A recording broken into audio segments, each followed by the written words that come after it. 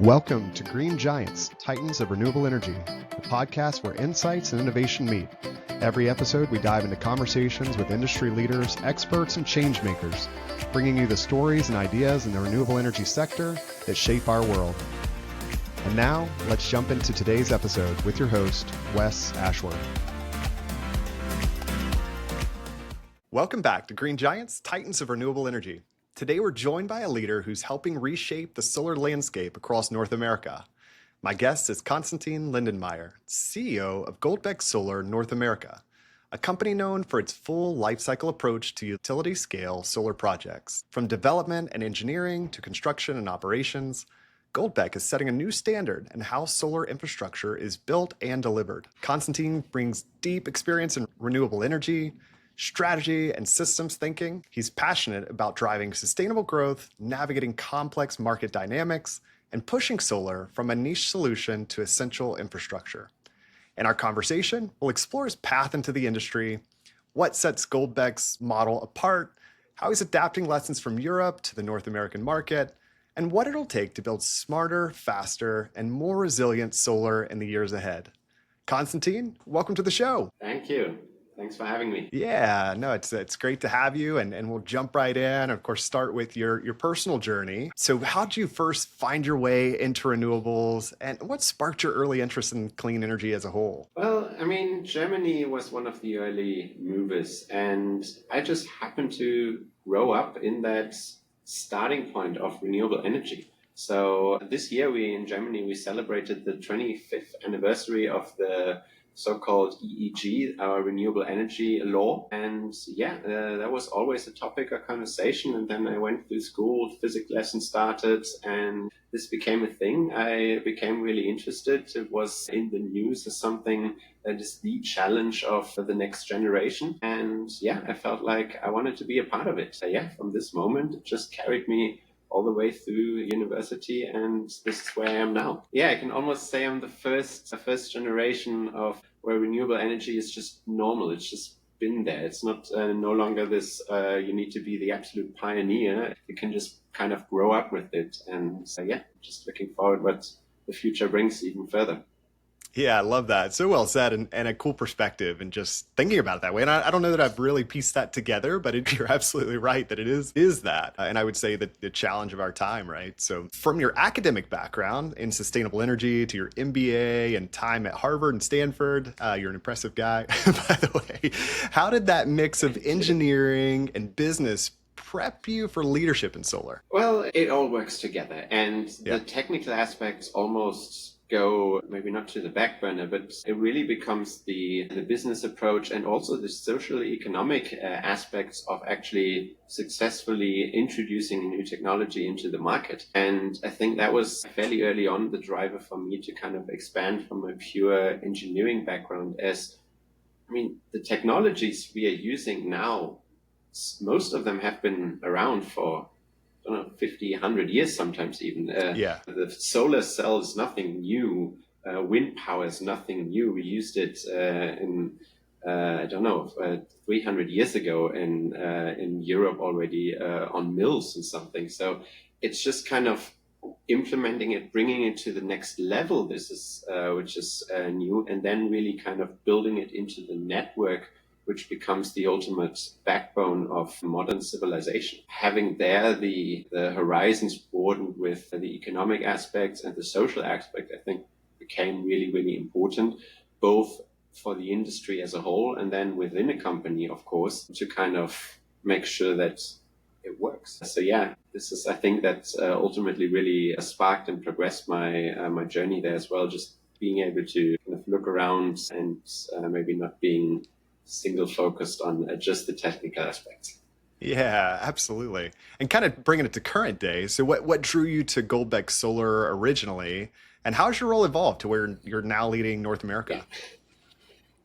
In the end, I went over with the business school where I did my MBA. It's called the Collège des Ingénieurs, and it's a joint MBA program where you work at the same time. Basically, GOLDBECK Solar found me. At the time, it was a fairly small EPC company in Europe. And yeah, I went there for an interview and was successful, apparently. And yeah, I joined as somewhat the personal assistant, executive assistant to the founder and CEO. Okay. And just the timing was incredibly fortunate. 2019, 2018 was when solar became profitable without subsidies in Europe, and this massive boom started. And yeah, GOLDBECK Solar just grew with it, and I grew within the organization. Now I think we're 7, 8 times as big as when I started. Yeah. And new territories came on board, new jobs. So yeah, fairly early on, I was then in the business development section looking at, okay, what can we amend towards just being the EPC and O&M companies? What can we do with batteries? What can we do with agrivoltaics? Stuff like this. And ultimately, when the Canada or North America opportunity opened up, yeah, I was asked whether I would lead this team there, and yeah, I said yes. So the last 2.5 years now, I'm on the other side of the pond, as we say, from Europe, and Yeah. based in Toronto, and trying to accelerate solar now in Canada and the United States.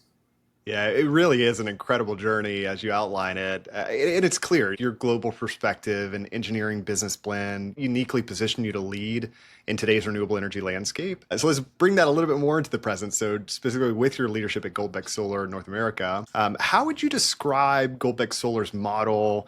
What makes your approach different from other EPCs and solar developers in the market? I think we really pride ourselves for two things. One is our engineering excellency, really going into the details and coming up with maybe even unique solutions in order to maximize the solar farm. And I think that comes from our overall holistic approach on a solar project. Over the years, we've really started doing everything in the basically value chain, from project development, the EPC, the O&M, but also what to do with how you sell the electricity, the asset management, and how all of that comes together. And by understanding each step on the way and knowing what kind of challenges it provides, we can bring that back into just the EPC work, for example, or just the O&M, because we know what kind of comes around. And with that, I believe we really managed to help our clients quite a way. And one of the examples, and this is where it comes back to the engineering excellence, is really thinking about designs early on. What is your strategy in order to sell the electricity? Do you go on the merchant side? Which hours are the hours that are more valuable than others? Can we adjust the design in order to capture them? If it's a PPA, what are the most important hours there maybe a client has? How can we optimize whatever it is? And I think that really is at the core value of what we try to achieve every time. Yeah, and you mentioned a few things there, and I know with that holistic end-to-end approach covers everything from development to OEM. You mentioned a couple of reasons why that's important. Why else is that full cycle view so important? In the end, to maximize a solar farm, and I mean, this is ultimately what should be the goal. It really is, you take the entire cost and you have the entire yield. And the higher the yield and the lower the overall cost, the better it is. And sometimes you can, focus on your individual thing that you are working on and forget the bigger picture of it. And then, I mean, as for so many things, sometimes if you just go for the cheaper option, it comes back to bite you, because you need to replace things earlier than maybe a different option comes by. And we just do all of it. We've been in every single shoe that is possible, so to say. So it can sometimes, really be, hey, eventually we need to build the entire plant back. And hey, this is how you best do it. Might look strange now, but you need to already budget for that. And with the way we're doing it now, this helps you a little bit more. Yeah, absolutely. And can you give us an example of sort of real life scenario? So could you walk us through maybe a recent project like the one in Alberta or others, how it represents your strategy just in action? Yeah. I mean, yeah, for one project in Alberta, it was a merchant project that went on without a PPA, but really tried to take advantage of the electricity prices on the pool price you have there. And yeah, we did hundreds of different designs and simulated them with the pool prices of the past years to try to figure out, okay, what is the optimal design? What do we need to change on the azimuth, maybe on the pitch level? So, what is the angle we tilt the modules towards the south, or do we even slightly go west? And what can we do then? Ultimately, yeah, we came up with a design where you normally kind of roll your eyes and kind of say, okay, this must be some over-engineered thing, but Right. we're fairly confident that it helped ultimately the client to achieve the best possible results for his financial model. Yeah, I mean, it's yeah, a couple of angles where you're like, okay, why do you go for 27? It's like, Uh-huh. yeah, that was what our math showed after so many simulations and optimizations. This is where we find the sweet spot. If we can build it accordingly, then it should actually be the best design. So we ended up building it.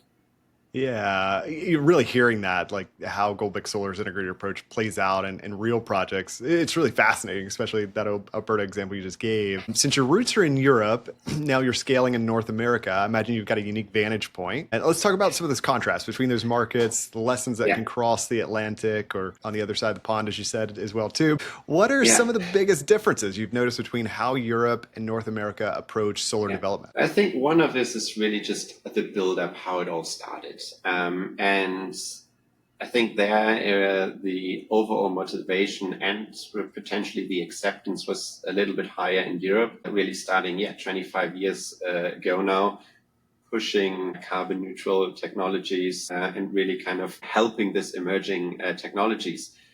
The interesting part is now that it's kind of just another energy source. It's actually the US that is now pushing in order to and is willing to invest to keep it as local manufacturing, something that Europe kind of didn't do when they had to decide that around 10, 15 years ago. So Yeah. now it's the US that is willing to invest a lot more in order to keep manufacturing local. And it amends each other quite well, but it's interesting to see when different countries are willing to invest into a technology. And looking back at it, it really is kind of the starting point was probably some of those subsidization schemes in Europe, whereas now a lot of the further growth and engineering on really maximizing the efficiency also comes from the investments in the US. Yeah. Any other differences you see between those two markets and kind of comparing? And it is cool having your perspective where you really have seen it. Yeah. You've seen it in Europe, you've seen it in North America, and have that direct contrast available. So is there anything else you can share too? I'm fascinated to hear. I mean, the other is you just have different bottlenecks of where basically projects kind of are squeezed or where the main issue is it. And the way you kind of develop around it. I think, land per se isn't really an issue in either Canada or the US. It's just way bigger in terms of the space available. So suddenly you have the space to build entirely different solar farms.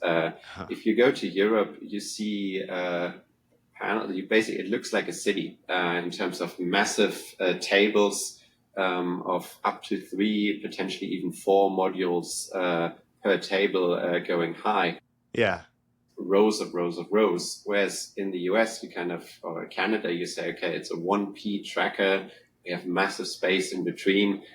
That's not a system you really see, particularly in Northern Europe. Sure. Sometimes you even see it as a rooftop, which is an east-west system. Yeah. So similar to a tracker, just fixed. And that leads to different engineering behind it, but also different market strategies that, just are unthinkable if you go to North America. And I think if you show pictures, it's still a solar farm, but sometimes you're like, really, this is the same? We're still, same components, just looking completely different. And I don't think, this is kind of what you would expect when you say, this is a solar farm. Oh, yeah, sure. Oh, okay. So always kind of interesting how many different varieties you can kind of build there. Yeah, no, it is very interesting. Another thing I was thinking about, are there any lessons from Germany or the broader Europe, those markets that the US and Canada would be wise to adopt? Like, what can we learn from what those markets are doing? Yeah. Putting me on the spot here. Don't want to be too presumptuous. But no, I think it's fair. It's fair to say I think Europe had more time to kind of mature and really start optimizing it. And I think you see that when you go towards the speed of engineering and construction, and also let's say you have very, very specific, highly specialized contractors out there that do nothing else than build solar farms. And I think this is still a rarity in Canada for sure, simply because it's just such a small market. But even in the US, it's still, you find new people every time when you start a new project. It's kind of, okay, you have a significant learning curve for projects from time to time. Whereas, in Europe, there's this much more standardized from day one. It really is at go. Well, I think that is, always something we kind of just see, and this will come. Also, the distances, of course, helps. I mean, in Europe, I don't think in Central Europe, you can't go anywhere where within 100 kilometers, you don't find a major city. Yeah.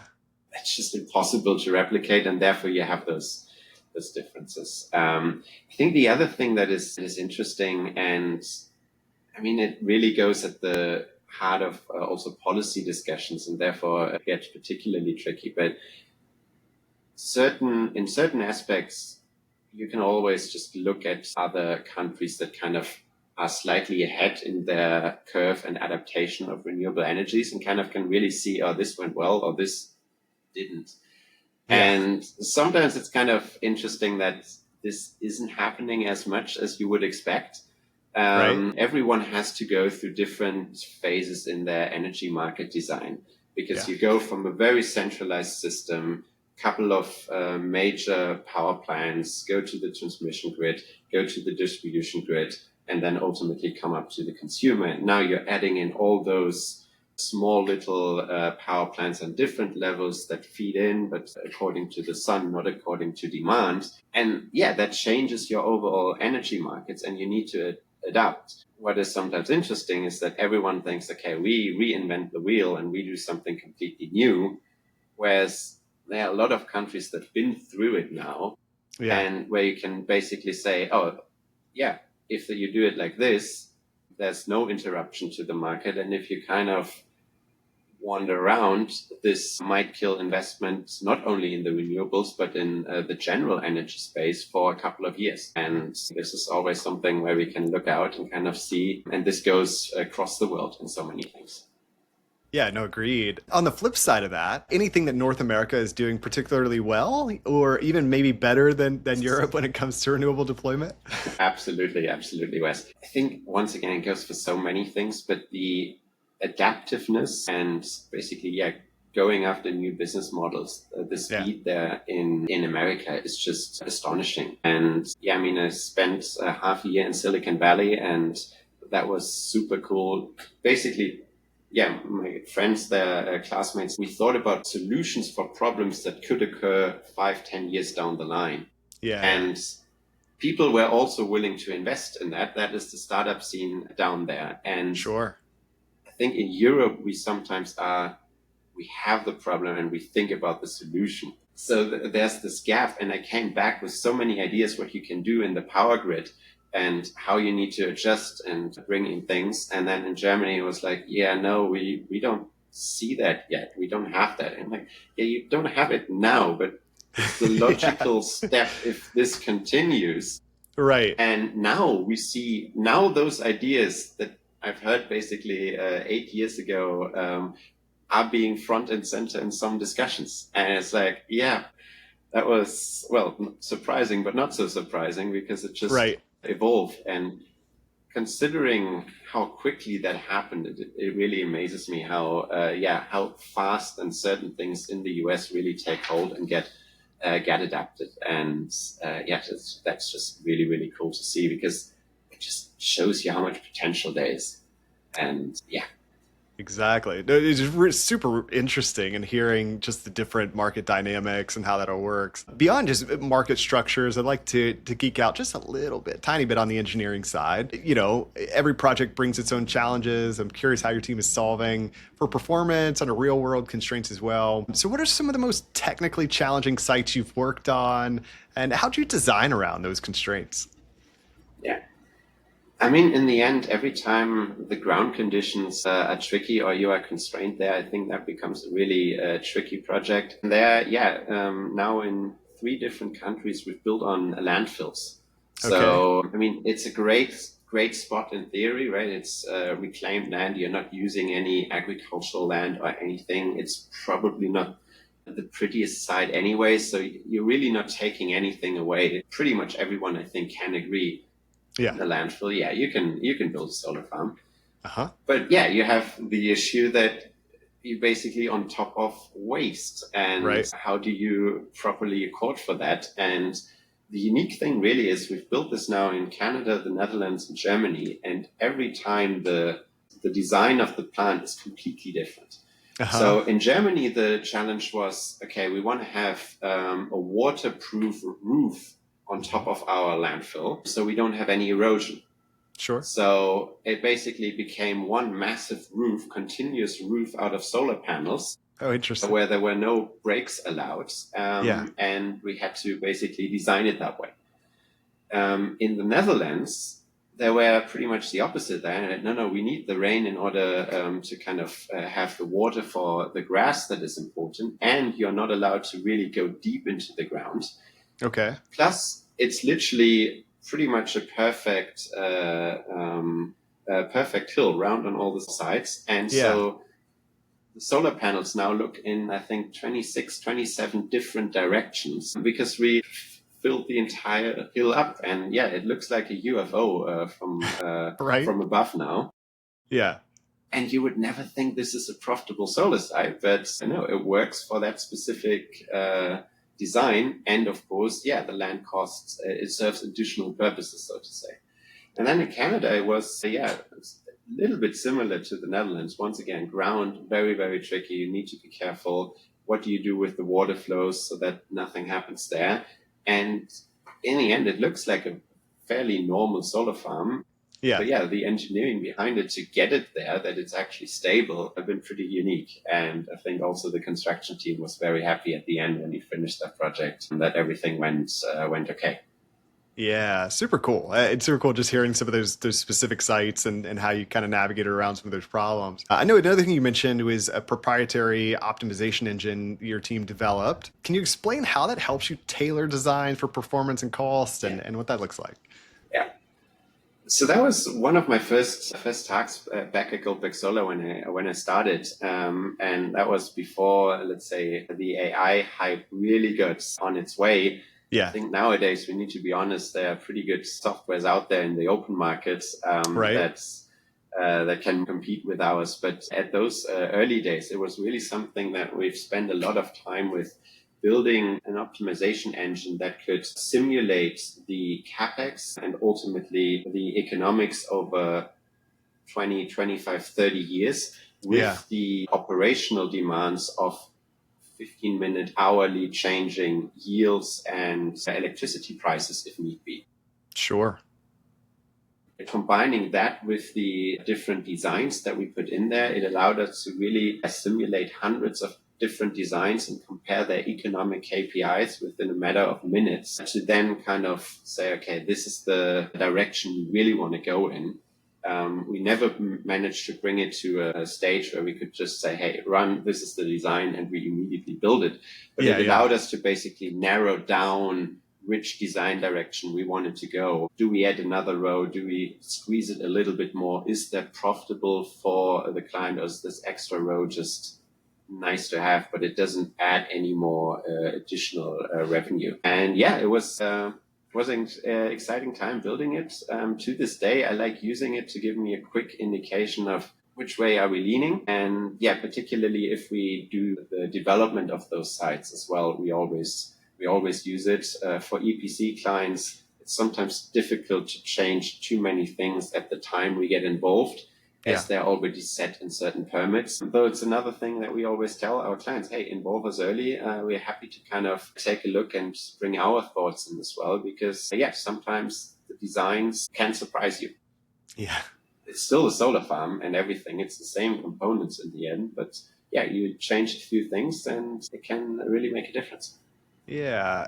And, as we know, like demand shifts, prices change, as you alluded to a little bit there.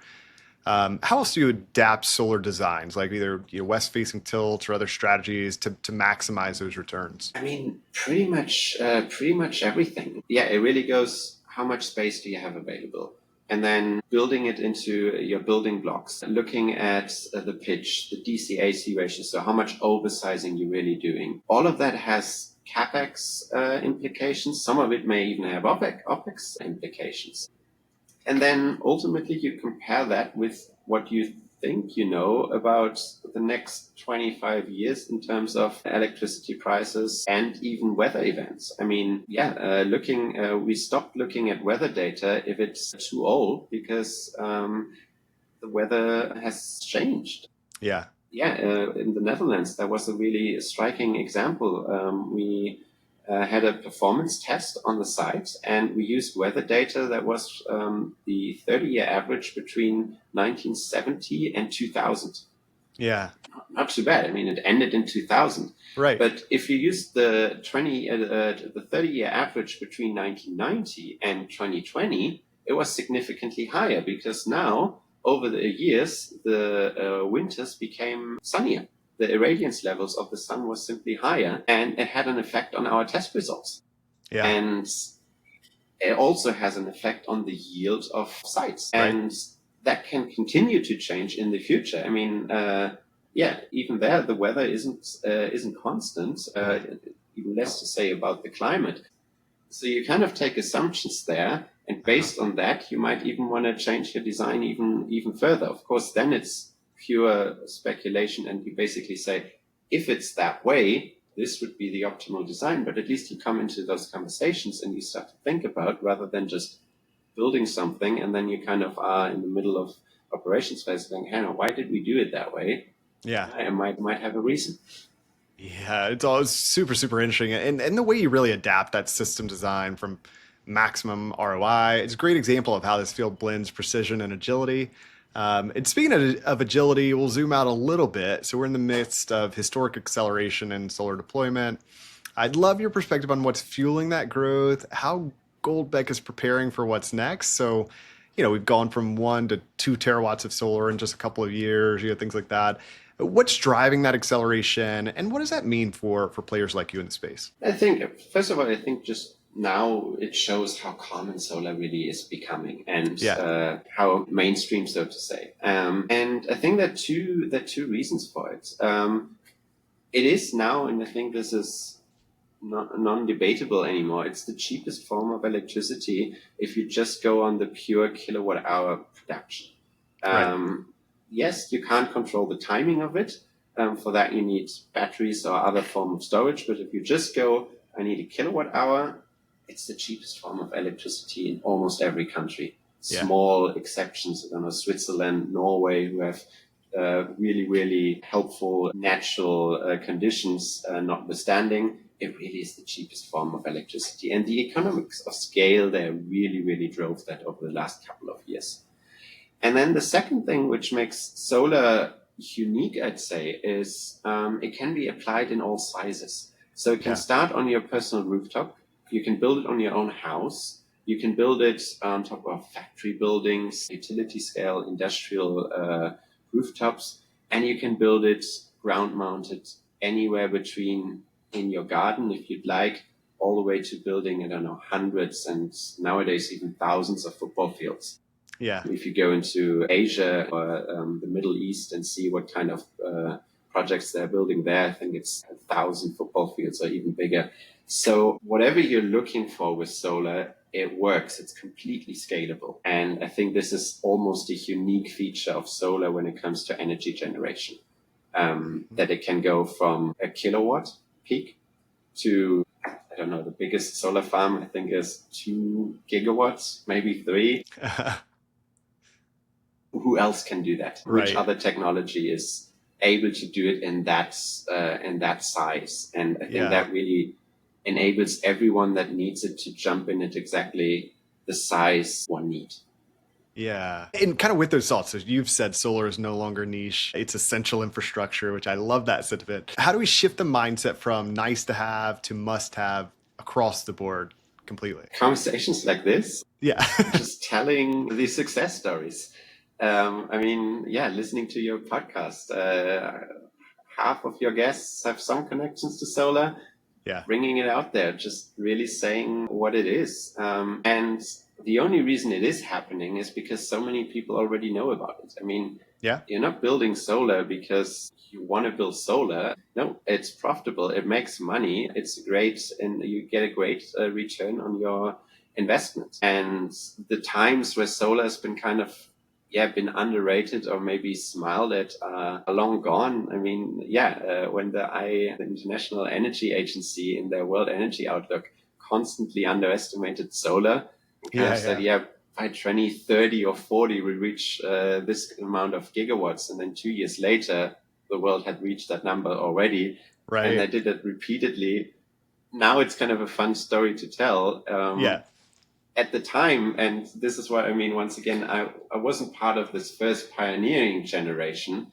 I grew up with this is normal or this is coming. And I think this is happening in more and more countries now. And this is an entire new kind of mindset that is setting in.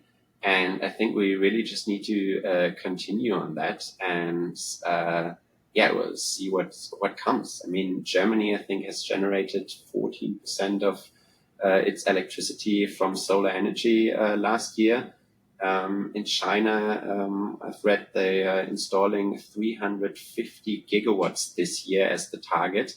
That is an absurd number. It is. And also the US wants to install more than 50 gigawatts this year. So I think we are there now, and it just kind of needs to become even broader broadcasted, so to say. It's just another electricity source, and it's, by the way, it's the cheapest. Yeah, I love that. Casually. So well said. I love it. I love it. Another thing, so with tariffs, domestic content rules, supply chain issues, how are you navigating the complexities of building in the US versus other markets? I mean, we're an international company. We've seen it happening, come and go. It's become the new normal, so to say. That's always something comes up. I mean, just in the time I've been in the company, we had COVID. We had this ship blocking the Suez Canal, which is the most important trade route between Asia and Europe. Now we have tariff uncertainty. You constantly need to adapt, particularly when it comes to building in the US, though. I also think that the domestic content rules that got rolled out in the Inflation Reduction Act are greatly minimizing the effect of the tariffs, because so much of the components are manufactured in the US.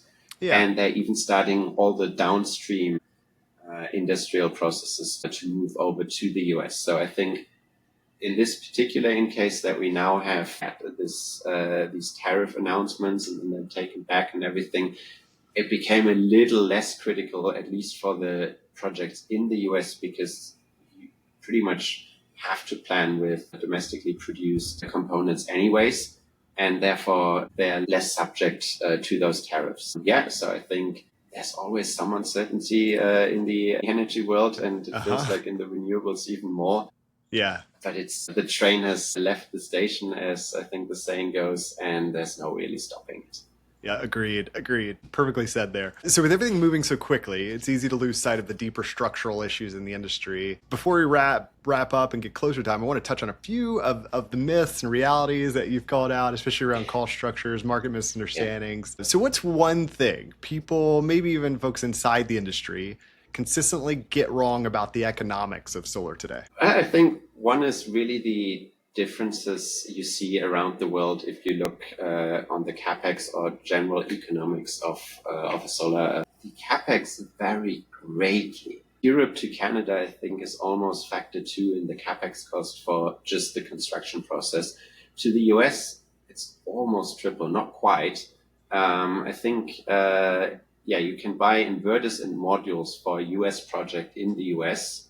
And Yeah. for the same price on a per kilowatt peak basis, you get the entire project done in Europe. Right.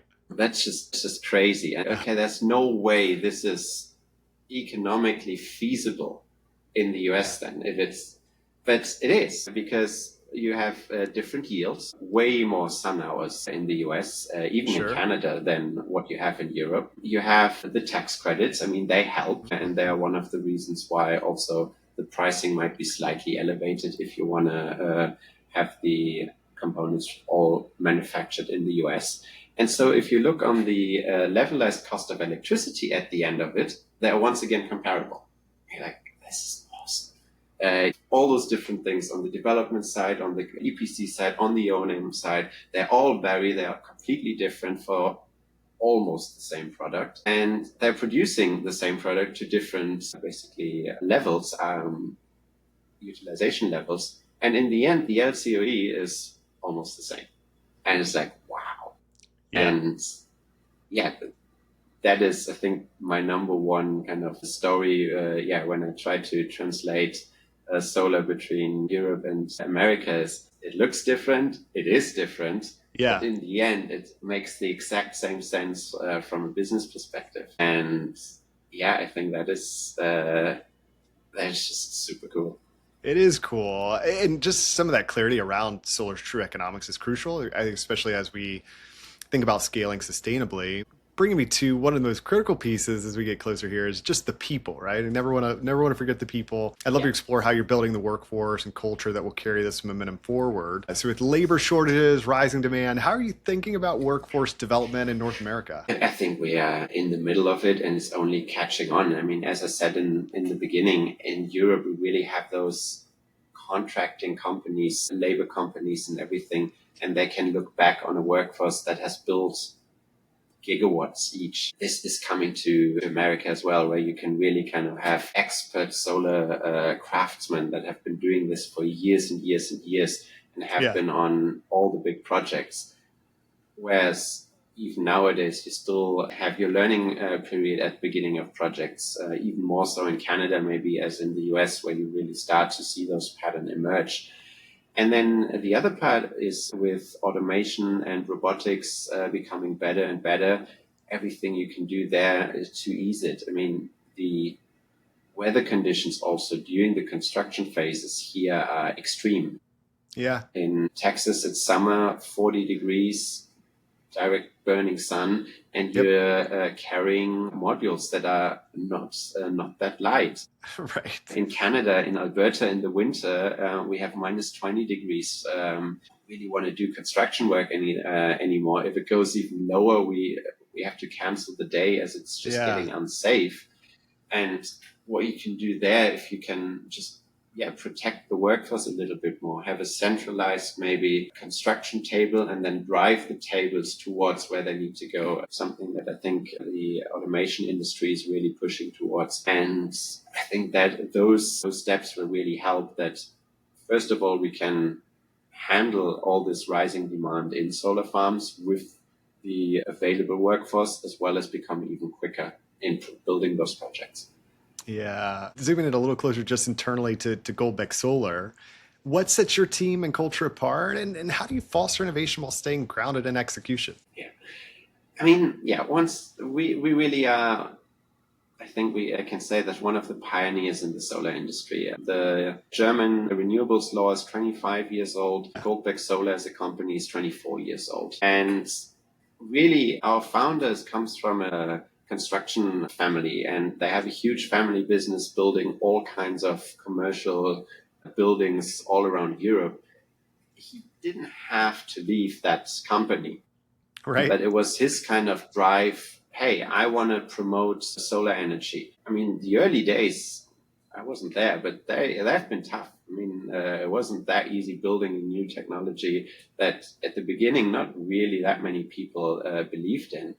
And I think that has carried us through the times. We've entered markets as one of the early movers around the world, and really want to be ones that are out there and trying to promote renewable energy. And really that belief, that drive is, I think, at the very core of our culture. And now it gets amended by people like me that just kind of take it for granted, but kind of joined that as, oh, it's already normal. So now we can really get going. And I think this is one of them. Perfect mix we have there. And then, I think the other one is really our technical and engineering know-how that we really pride ourselves in, and kind of, going the extra mile, what we can do there to think about what is next, what can we do. And I mean, the staying grounded part comes if you're in construction.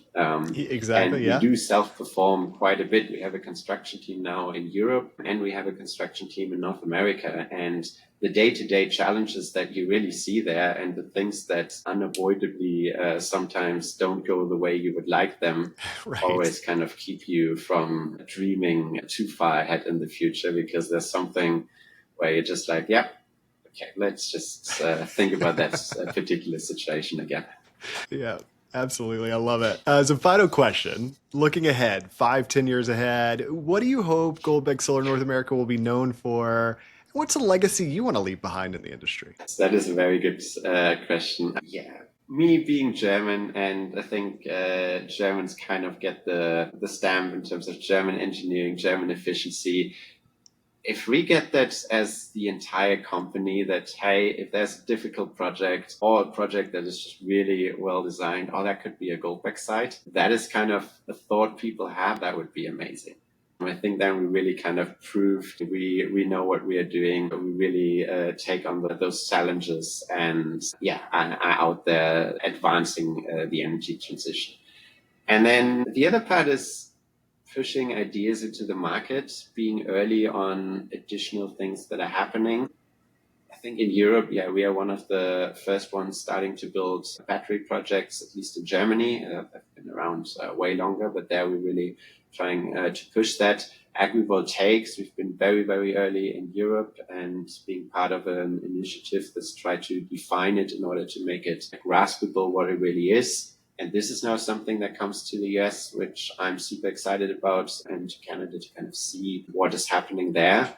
And so I think those two things that we always are one of the ones leading the party into the next technology coming around, amending solar and being out there. And personally, for me, I mean, that would be just amazing if I could play a role in that. And I've never imagined myself being in such a position when I started, nor even when I started at GOLDBECK. But now that I'm in it, I want to make it count. Absolutely. I love that. Incredible vision. I think great goals to have ahead as well, too. So with that, we'll wrap up our conversation with Constantin Lindenmeyer, CEO of GOLDBECK Solar North America. From optimizing complex solar systems and scaling cross-continental operations, Constantin's insights offer a clear window into what's driving the energy transition forward and what it takes to lead through both innovation and execution. If you enjoyed this episode, please consider subscribing, share it with your network, and leave us a review. Helps us shine a light on the trailblazers shaping the future of clean energy. As always, thanks for tuning into Green Giants, and we will see you soon. This episode of Green Giants, Titans of Renewable Energy, was brought to you by Lead Group Search. If you enjoyed today's discussion and are looking to recruit top talent for your company or find your next career opportunity in the renewable energy sector, visit leadgroupsearch.com. Let's continue driving the future of clean energy together. Until next time, keep pushing toward a greener future.